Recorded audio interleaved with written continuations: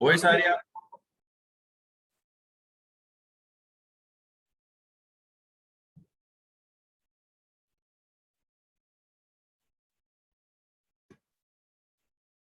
चलो भाई, हम लोग मोमेंट ऑफ इनर्शिया पढ़ रहे थे, तो आज हम लोग देखते हैं moment of inertia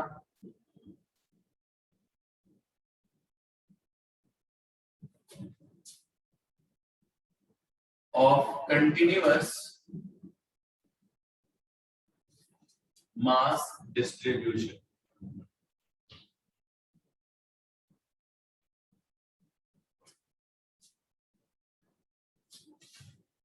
Moment of inertia of continuous mass distribution.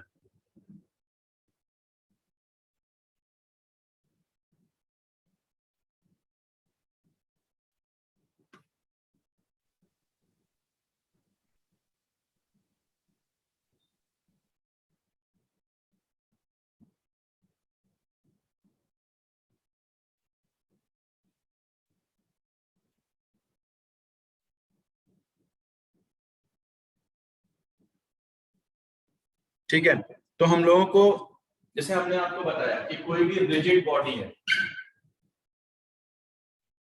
ये कोई एक्सिस है, एक्सिस कहीं से भी पास हो सकती है, तो हम क्या करेंगे, एक इस रिजिड बॉडी पे एक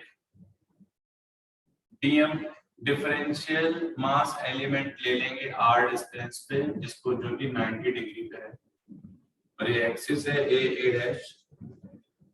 मान लेते हैं हमें इसके अबाउट इस रिजिड बॉडी का मोमेंट ऑफ इनर्शिया बताना है, तो जो फॉर्मूला होगा आई ए डैश, मैंने फिर से बोला चॉइस ऑफ एक्सिस का बहुत ध्यान रखिए, आर स्क्वायर डीएम, ये इसके वेरिएबल मास सिस्टम, यहाँ पे कंटिन्यूअस मास डिस्ट्रीब्यूशन होता है, उसके लिए ये फॉर्मूला है। ठीक है, तो ध्यान से इसको देखें, इसको लिखें, फिर हम इसकी हेल्प से बताते हैं कि कैसे हम डिफरेंट बॉडीज का मोमेंट ऑफ इनर्शिया निकालते हैं विद दिस मेथड। और कई बार हम अपना इंटीग्रेशन अवॉइड करेंगे, और इंटीग्रेशन को अवॉइड करके हम थ्योरम्स की हेल्प से भी मोमेंट ऑफ इनर्शिया निकालने लगे।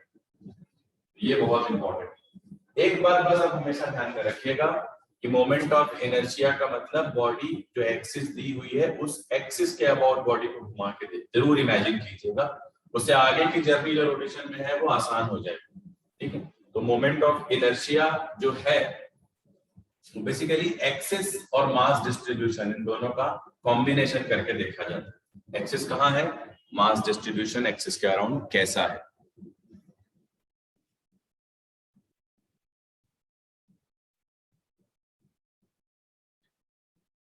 ठीक, अब हम लोग एग्जांपल इसका लेते हैं, चलो एक रॉड ले लेते हैं, एक यूनिफॉर्म रॉड,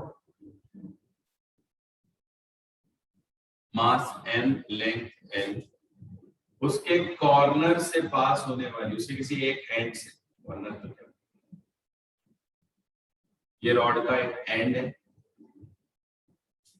ये एक्सिस ए डैश वहां से पास हो रही है, और इसको मैं आपको समझाऊं तो ये ऐसी चीज है, जैसे कि आप एक रॉड लेके इसके अंदर से पिरो लें ऐसे एंड पे, और ये मार्कर ऐसे घूमे, मतलब ऐसे इस उंगली के अबाउट घूमे।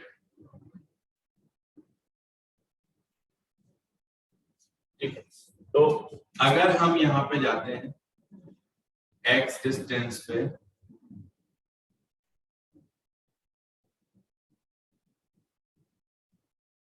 और हम एक डिफरेंशियली स्मॉल पार्ट लेते हैं डीएम, ठीक है,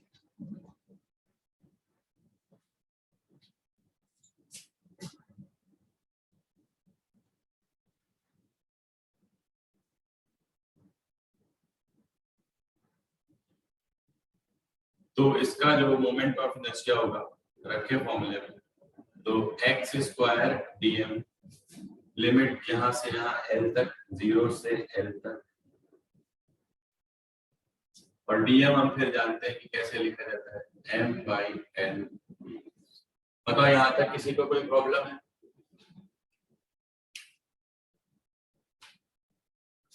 यहां तक किसी को कोई प्रॉब्लम है तो वो बोल सकता है।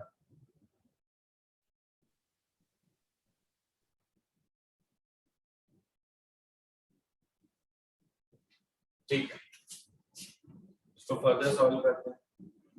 X square M by L D X, M by L बाहर आ गया, integration X square D X 0 से एल,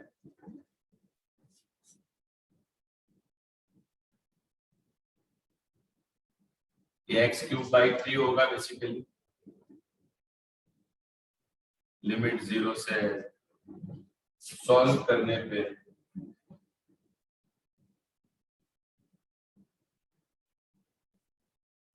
ml स्क्वायर बाई 3 आ जाए। तो एक रॉड का मोमेंट ऑफ इनर्शिया उसके किसी एंड से पास होने वाली एक्सिस, चाहे इस एंड से चाहे इस एंड से, कहीं से भी एंड से पास होने वाली एक्सिस के अबाउट ml स्क्वायर बाई 3 होता है। और ये मैंने आपको इंटीग्रेशन करके बता दिया, नोट कर लो।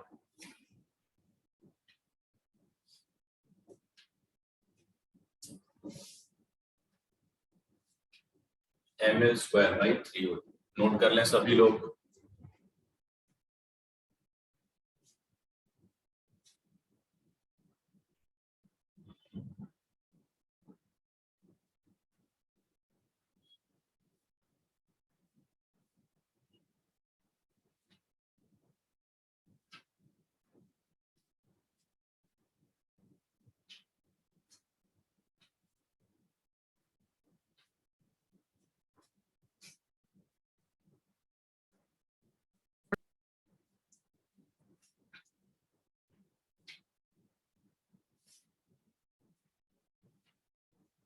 हो गया सर।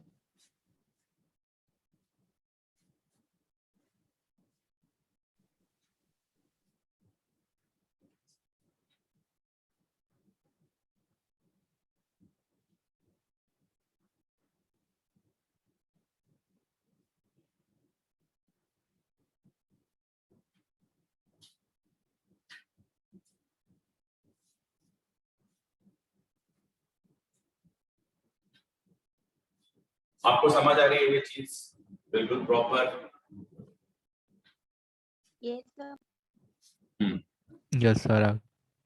ठीक है, अब हम एक रिंग ले लेते हैं। रिंग में देखना आपको, मतलब रिंग क्या, रिंग भी एक, चलो इसी रॉड की हम, चलो एक अच्छी चीज, इसी रॉड को हम लोग आपको देते हैं और हम बोलते हैं कि अब आप इसकी सेंटर ऑफ मास एक्सिस, तो अगर ये यूनिफॉर्म रॉड है, मास m है, लेंथ l, तो जो सेंटर से एक्सिस पास होगी उसकी cm एक्सिस भी होगी। तो आप इस रॉड का इसके अबाउट आप खुद निकाल के बताओ, देखते हैं आप कैसे करते हैं।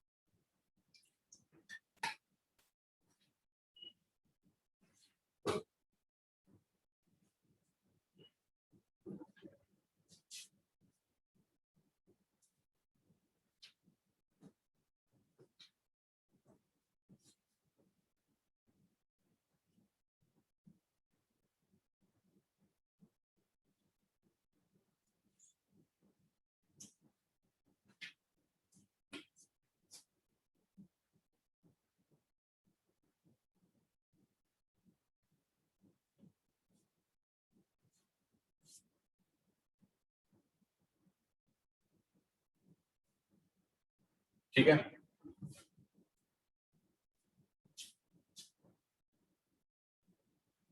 कुछ नहीं, वही जो अपन ने किया था यहाँ तक तो सेम रहेगा सब कुछ, बस लिमिट देखो। अगर ये ओरिजिन है तो ये वाला कोऑर्डिनेट l/2 होगा और ये वाला बताओ -l/2 होगा कि नहीं, आया ना बोलो। अगर हम ओरिजिन को सेंटर ऑफ मास पे माने ये +l/2, तो लिमिट हो जाएगी -l/2 से +l/2, क्योंकि रॉड अपनी यहाँ से शुरू हो रही है, यहाँ खत्म हो रही है, ये ओरिजिन माना, इधर से उधर, तो m/l ये आ जाएगा x³/3, लिमिट आ जाएगी -l/2 से +l/2, ये हो जाएगा m/l, ये 3 इधर ले लेते हैं, l³/8 प्लस l³/8, क्योंकि माइनस साइन है और एक साइन माइनस साइन बीच में भी आएगा, तो ये आ जाएगा m/3l, l³/4 आ जाएगा ml²/12। तो याद रखना सेंटर ऑफ मास एक्सिस जो बीचों बीच से पास होती है उसके अबाउट अपना मोमेंट ऑफ इनर्शिया ml²/12 क्या होता है, ml²/12। समझ आ रहा है?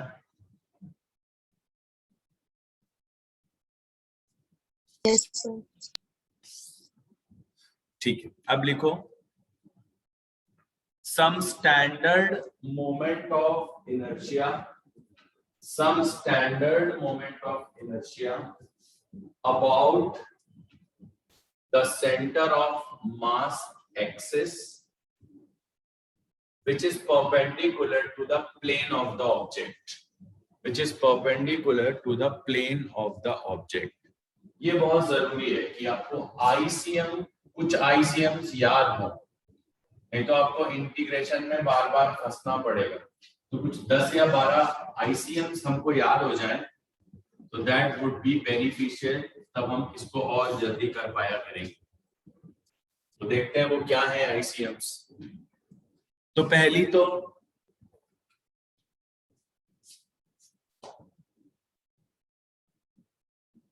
यही है,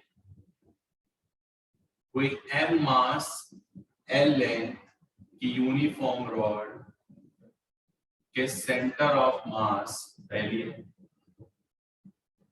आईसीएम हो जाएगी ml²/12। नोट कर लो, नोट करते जाओ। दूसरी है रिंग,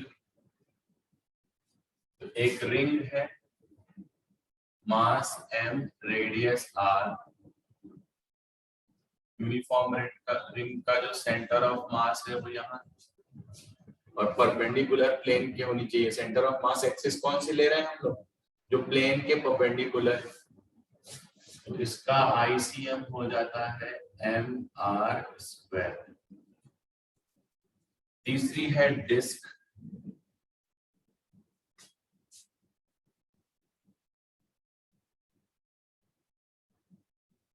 यूनिफॉर्म डिस्क, मास m, रेडियस r।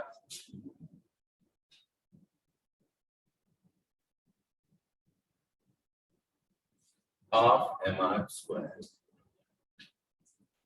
पहले हमने ये 3 चीजें याद करनी है, ठीक है।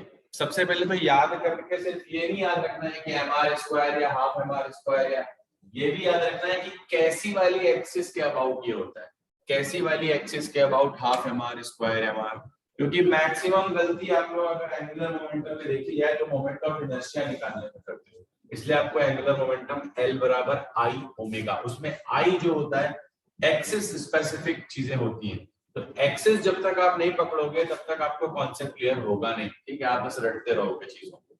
अब मेरी एक बात बताओ, 1 2 3 4 हो गए, 5वें में मैं ले रहा हूं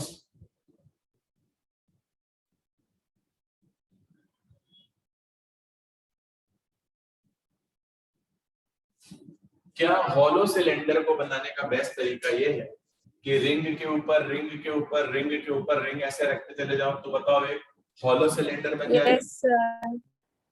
तो जो शेप, जो मास डिस्ट्रीब्यूशन है किसका किसका, हॉलो सिलेंडर और रिंग का, बोलो एग्जैक्टली सेम है, mass distribution about CM axis. हाँ सर। यानी हम हॉलो सिलेंडर अगर m मास का लेते हैं वो कुछ और ना हो के रिंग से ही तो रखी हुई। ध्यान रखना यहाँ एक रिंग का मास m है, यहाँ पे पूरे हॉलो सिलेंडर का मास m है, ये अंतर है, अंतर भी ध्यान रखना चाहिए। और ये है सेंटर ऑफ मास एक्सिस, तो इस हॉलो सिलेंडर का फॉर्मूला हो जाएगा mr², जहाँ m क्या है, अब m उसकी एक रिंग का मास नहीं है, सारी रिंग्स, तो mass of hollow cylinder r radius of hollow cylinder. So are you getting my point? चीजें कैसे हो Yes, रही sir. बहुत बढ़िया, मतलब मजेदार चीजें हैं। अब 6th हमारा ले लेंगे हम सॉलिड सिलेंडर। अब जरा डिस्क के ऊपर रख के देखो, बहुत सारी डिस्क ले लो, तो डिस्क के ऊपर डिस्क रखोगे तो फाइनली क्या बन जाएगा? क्या सॉलिड सिलेंडर बन जाएगा? बोलो। Yes, sir. तो डिस्क के ऊपर डिस्क रखने से सॉलिड सिलेंडर अगर बनता है तो जो फॉर्मूला डिस्क का था उसका आईसीएम भी वही होगा, हाफ एम आर स्क्वायर। बस एक अंतर है, यहाँ जो एम है पूरे सिलेंडर का मास, यहाँ जो एम था Mass of solid cylinder. जैसे मान लो एक सिलेंडर को 100 डिस्क से बनाया जाए और एक डिस्क, ऐसा क्वेश्चन आ चुका है, लोग बहुत गलती करके आए थे, बोले कि a solid cylinder is made by placing coaxial disc one over another, the mass of each disc is m। अब ये फॉर्मूला लगाओगे तुम कहाँ गलती करोगे पता है? इसमें क्या होता है, ये m मास ऑफ सिलेंडर और वहां एक डिस्क का मास m है, तो 100 डिस्क का मास रखोगे या एक डिस्क का मास रखोगे सिलेंडर के लिए? 100, तो हाफ 100 mr स्क्वायर क्या हो जाएगा? Half 100 mr square. एक डिस्क अगर m की है तो उससे सिलेंडर बना रहे हो। हाँ, अगर सिलेंडर का मास m है, ये भी हो सकता है सिलेंडर का मास m है जिसमें 100 डिस्क हैं, तो उस एक डिस्क का बताओ, तो हाफ क्या, हाफ m by 100 हो जाएगा या नहीं हो जाएगी? समझ रहे हो ना, कम ज्यादा की चीजें हैं ये, और कुछ भी नहीं है। अगर इस पूरे सिलेंडर का मास कैपिटल M है और ये 100 डिस्क से मिलके बनी, तो एक डिस्क का मास m by 100। अगर एक डिस्क का मास m है और ये सिलेंडर बना है 100 डिस्क से मिलकर, तो सिलेंडर का मास 100 m। ये समझ आता है? 100 m।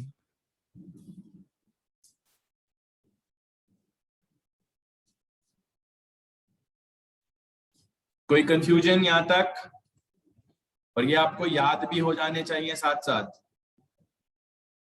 हाँ सर। अगला है स्फीयर, सॉलिड स्फीयर और हॉलो स्फीयर।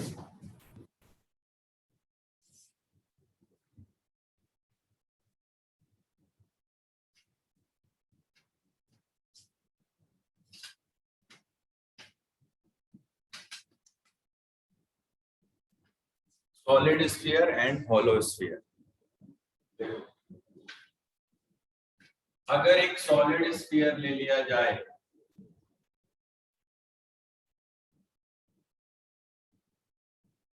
स्फीयर एक 3D ऑब्जेक्ट हो गया, तो पता है बहुत सारे ऐसे, अभी देखो ये भी सीएम एक्सिस है, ये भी सीएम एक्सिस है, सबकी सब वैसी है। बताओ इसमें कोई अंतर है सभी में? ये सबकी सब एक ही तरह की सीएम एक्सिस है, बोलो है या नहीं? आप एक काम करो, बर्फ का गोला बनवाओ और उसमें एक तीली फंसाओ, फिर जैसे चाहो वैसे फंसाओ, वो सब सेम एक्सिस होगा, ओरिएंटेशन तो सेम ही रहेगा, हाँ मास सर। तो सेम ही रहेगा। ठीक है, तो ये कोई भी आईसीएम हो सकती है। इसका जो आईसीएम होता है वो होता है 2/5 mr², जहां m मास है स्फीयर का और r है इसकी रेडियस। ये है सॉलिड स्फीयर।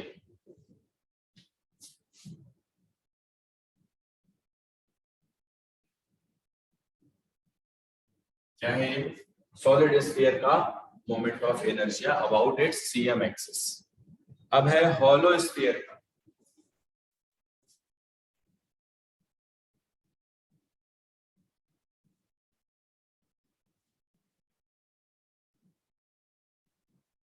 इसमें भी सारी एक्सिस सीएम एक्सिस होगी, कोई दिक्कत नहीं। जो यहां से पास हो गई डायामीटर से वो सब, तो इसका जो आईसीएम होगा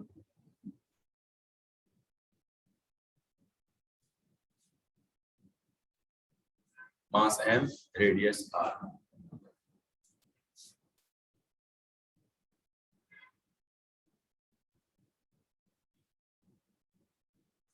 बताओ यहां तक कोई प्रॉब्लम? सर। या ना बोल दो, अगर है तो ठीक, नहीं तो कोई दिक्कत नहीं।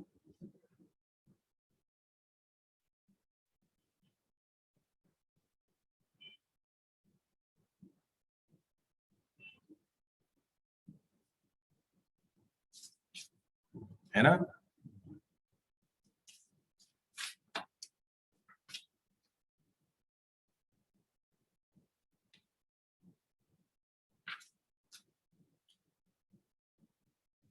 अब इसके बाद लिखो theorems on moment of inertia. Theorems on moment of inertia. Theorems on moment of inertia. पहला लिखेंगे पैरेलल एक्सिस थ्योरम। पहला है पैरेलल एक्सिस थ्योरम। देखो पैरेलल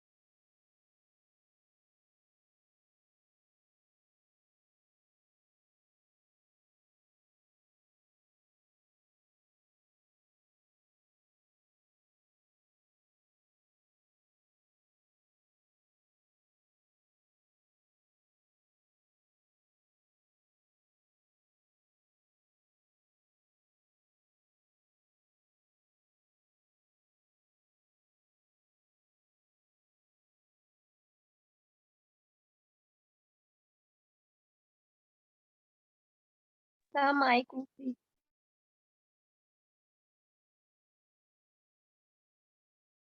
की बॉडी है, सुनना आप मेरी बात।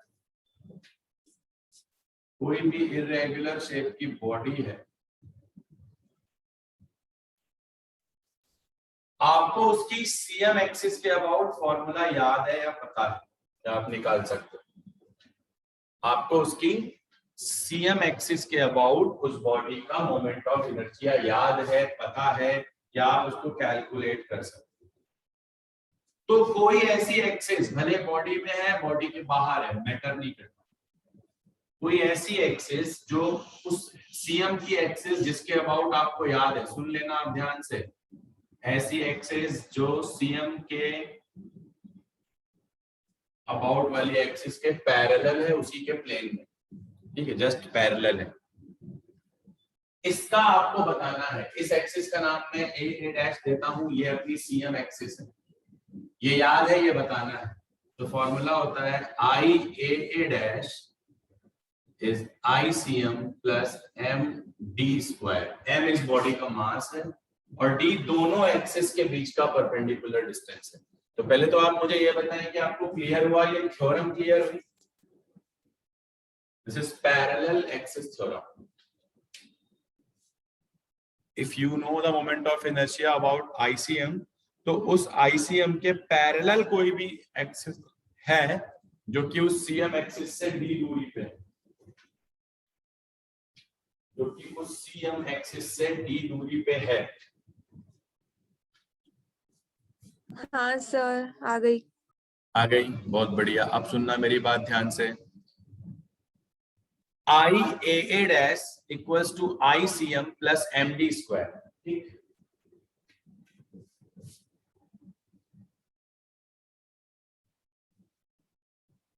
आई C M plus M D square, ये थ्योरम को अप्लाई करना सीखते हैं अपन। हाँ, कुछ लोग ऐसे लिखाते हैं जोश में कि अब हमें आईसीएम नहीं आती तो हम इसके अबाउट लिख दें, ये गलत हो जाएगा, ये मत लिखना, ये गलत है। हमेशा आईसीएम में एमडी स्क्वायर ऐड होएगा, आई ए डैश में ये मत करना, किसी को भी आप पहले लिख सकते हो, दिस इज एंटायरली रॉन्ग। हमेशा आईसीएम में एमडी स्क्वायर ऐड होके कोई दूसरी एक्सिस के अबाउट आपको मिलेगी, ठीक है। तो ये जो रॉन्ग है इसको तो अपने को लिखना ही नहीं, क्रॉस ये ठीक है, ठीक। तो अब इस छोटी सी थ्योरम के बड़े बड़े कमाल देखेंगे हम लोग। देखो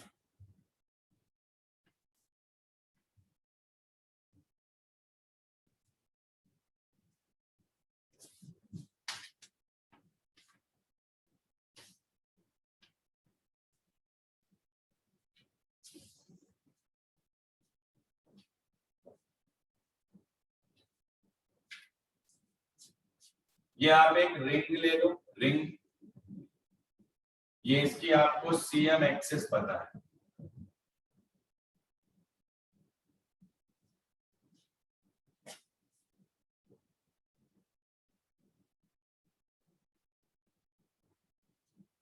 अब कोई कहता है नहीं नहीं नहीं, हम तो रिंग को इसके अबाउट नहीं घुमाएंगे, बल्कि हम रिंग को एक ऐसी एक्सिस के अबाउट घुमाएंगे जो कि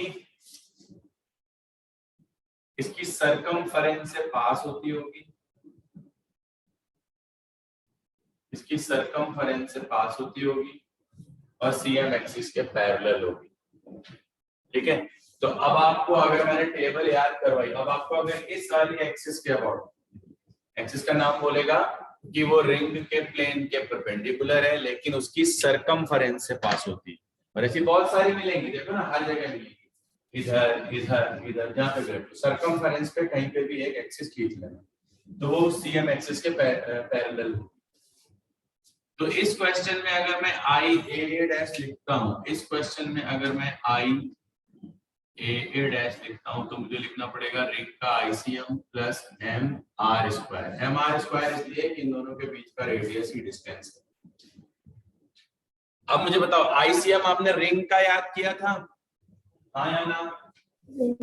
यस हाँ sir, M R square. R square plus M R square, answer आ गया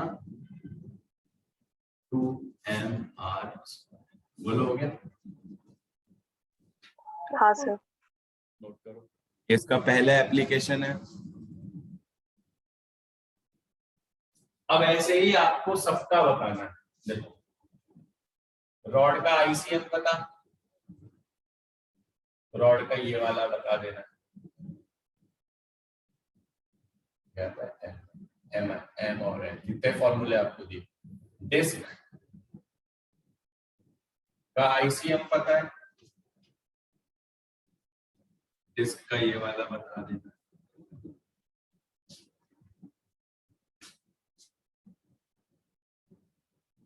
सॉलिड स्फीयर का पता, इसका ये वाला बता देना।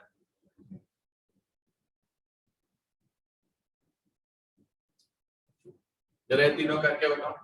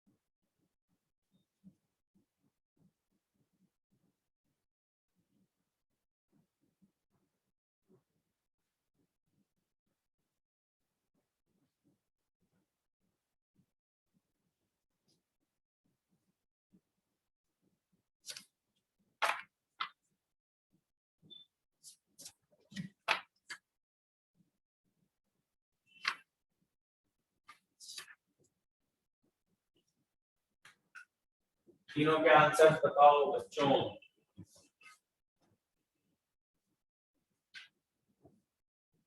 पहला आएगा ml²/3। देखो ये वाला आ जाएगा, इसके अबाउट होता है ml²/12 और इसमें ml²/4 ऐड कर दो, सॉल्व करोगे तो आएगा ml²/3 इस एक्सिस पे। इसका आएगा 3/2 mr² इस एक्सिस के अबाउट, और इसका आएगा 7/5 7/2। Yes, sir. Yes, 5. 5.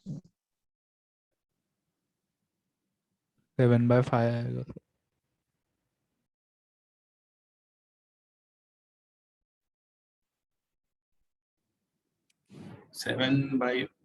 2/5, हाँ 7/5 mr²। ठीक है, 7/5 mr। सभी ने समझ लिया? अरे हाँ या ना बोलो यार। Yes, sir. हाँ सर। और ये कहीं भी हो सकती है पैर में, ये यहाँ हो सकती है, बॉडी के अंदर, बॉडी के बाहर, बस आपको डिस्टेंस चाहिए होगा। गॉट माय पॉइंट और नॉट? Yes sir. तो आपको कई हद तक इंटीग्रेशन से बचा लेगी। अगली लिखो perpendicular axis theorem. Perpendicular axis theorem लिखो, this theorem is only applied for 2 dimensional object, यानी ये सॉलिड स्फीयर के लिए नहीं लगानी है। जो 3 डायमेंशनल ऑब्जेक्ट है उनके लिए हमें ये थ्योरम नहीं लगानी है। कौन सी? परपेंडिकुलर एक्सिस थ्योरम, ये नहीं लगानी है। कब? किनके लिए? जो 3 डायमेंशनल है। इट इज ऑलवेज एप्लीकेबल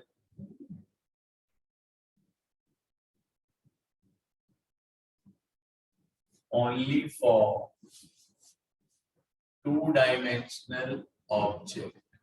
अब ये थ्योरम क्या कहती है सुन लो, कोई भी किसी भी शेप की बॉडी है, उसके प्लेन में उसके सेंटर ऑफ मास से, या नहीं भी है, इसके अबाउट अगर मैं मान लेता हूं, इसको एक्स एक्सिस मान लेता हूं, तो इसके about moment of inertia Ix है, और इसके परपेंडिकुलर अगर मैं एक एक्सिस सिलेक्ट करता हूं उसी के प्लेन में, इसको y एक्सिस मान लेता हूं, इसके अबाउट Iy है। ठीक है, बॉडी का मास m है, ध्यान से सुनना।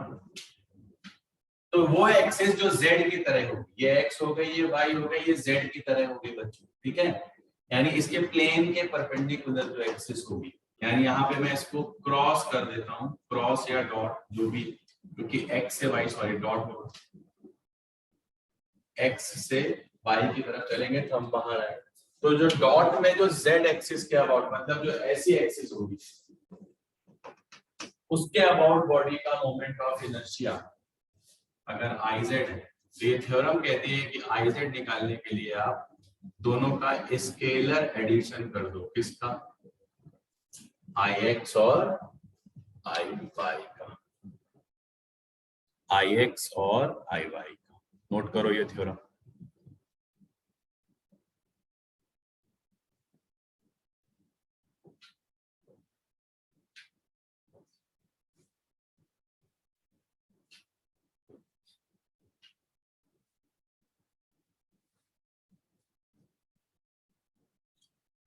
आई Z equals to I X plus Y, यानी आई एक्स और आई वाई पता है तो आप आई जेड निकाल लोगे, और इनमें से दो पता है तो तीसरा निकाल लोगे, ऐसा कहना है। लेकिन इसमें एक चीज अभी और आएगी, मास डिस्ट्रीब्यूशन का कॉन्सेप्ट इसमें आता है जो बहुत इंपॉर्टेंट है, तो वो मैं जस्ट एंड मीटिंग करने के बाद वापस से ले रहा हूँ।